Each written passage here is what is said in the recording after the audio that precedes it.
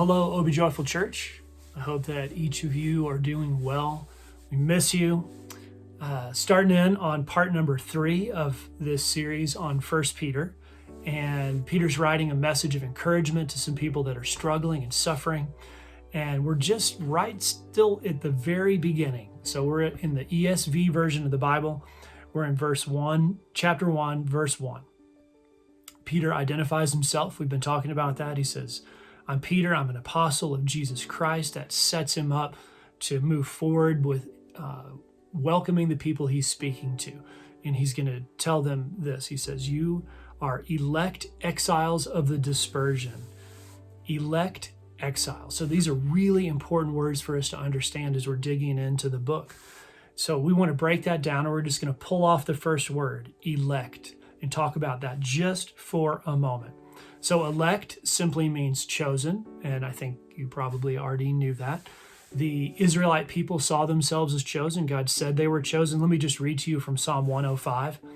It says something like, "O offspring of Abraham, his servant, you descendants of Jacob, his chosen ones." It's just one place where you see that idea of those people being chosen through the being offspring of Abraham.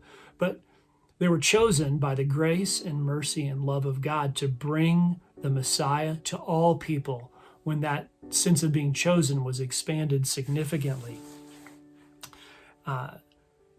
They might have thought that they were chosen because they were special.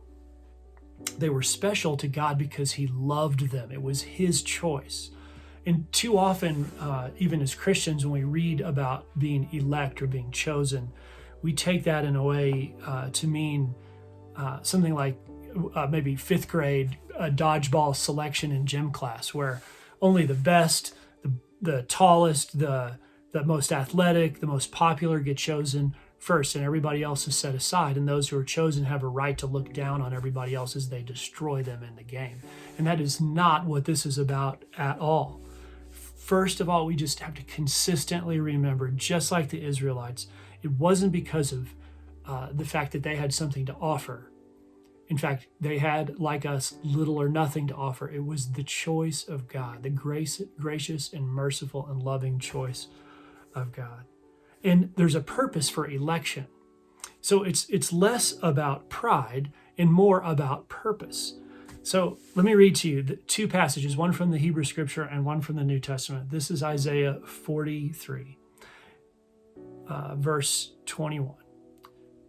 The people whom I form for myself, the chosen people, that they might declare my praise.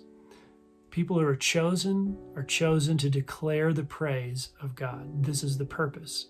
And then in 1 Peter 2 and verse 9, but you are a chosen race, a royal priesthood, a holy nation, a people for God's possession, so that you may proclaim the virtues of the one who called you out of the darkness and into his marvelous light. The purpose of your choosing was that you might proclaim the virtues of the one who called you. So being chosen is not for pride. Being chosen is for a purpose, and that's to proclaim and lift up the God of the universe. So, just as a thought for application, when Peter's speaking to the elect, he's speaking to them at that time. He's speaking to us as believers today. Let us remember that in election, what we find is not pride, but the opportunity to bring honor to the one who chose us in his love and mercy and grace. So give that some thought. Y'all take care. Bye-bye.